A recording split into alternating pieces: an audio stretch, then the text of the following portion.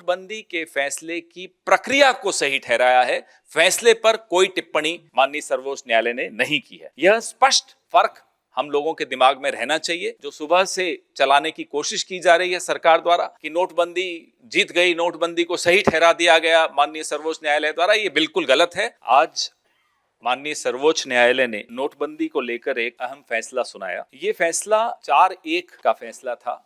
एक माननीय जज ने, जस्टिस ने डिसेंटिंग नोट भी अपना, एक विरोध भी अपना दर्ज किया।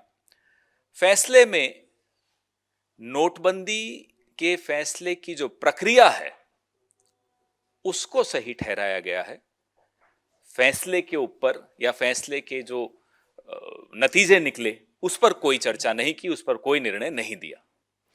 जो 1934 का आरबीआई एक्ट है उसका सेक्शन 26(2) यह फैसला सिर्फ उस पर केंद्रित था कि उसकी कोई अवहेलना नहीं हुई, उसका पालन हुआ गया।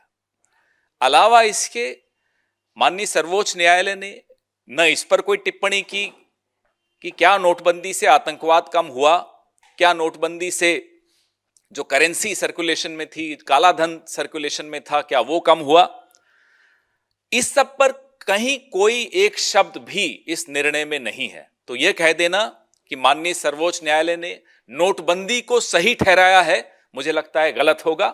नोटबंदी के फैसले की प्रक्रिया को सही ठहराया है, फैसले पर कोई टिप्पणी माननीय सर्वोच्च न्यायालय ने नहीं की है।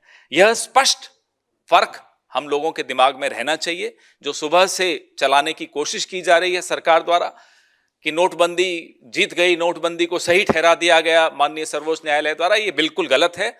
जिन 4 जजेस ने इस प्रक्रिया को भी सही ठहराया है उन तक ने इसके परिणाम पर कोई टिप्पणी नहीं की है। यह बात हमें स्पष्ट तौर पे समझ लेनी चाहिए। हमारी आपत्ति, इस देश की आपत्ति परिणाम पर थी कि नोटबंदी से हुआ क्या, इस देश को क्या हासिल हुआ। जो एमएसएमई सेक्टर है वो तबाह हो गया, लाखों लोगों की नौकरियां गई और लोगों को जो कई लोगों की मौतें भी हुई। तो जो मुसीबतें लोगों ने झेली और आज तक जो अर्थव्यवस्था लड़खड़ाई हुई है उस पर कोई टिप्पणी किसी भी जज ने माननीय सर्वोच्च न्यायालय के आज के निर्णय में नहीं की गई है। कांग्रेस पार्टी का सदैव पहले दिन से एक मत रहा है कि नोटबंदी का फैसला इस देश के हित में नहीं है, इस देश की अर्थव्यवस्था के हित में नहीं है। और पिछले 6 सालों में यह बात हमारी सही साबित हुई। लाखों लोगों ने नौकरियां गंवाई, एमएसएमई सेक्टर खत्म हो गया, तबाह हो गया, देश का इनफॉर्मल सेक्टर बर्बाद हो गया। न काले धन में कोई कमी आई, न नकली नोटों में कोई कमी आई, न आतंकवाद में कोई कमी आई, न नक्सल प्रभावी क्षेत्रों में कोई बहुत शांति आ गई, न कश्मीर में कोई शांति आई।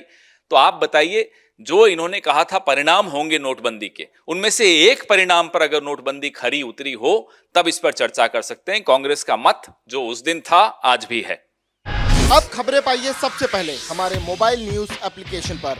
एंड्रॉइड या iOS प्लेटफॉर्म पर जाइए, HW न्यूज नेटवर्क को सर्च कीजिए, डाउनलोड कीजिए और अपनी सुविधानुसार भाषा का चयन कीजिए।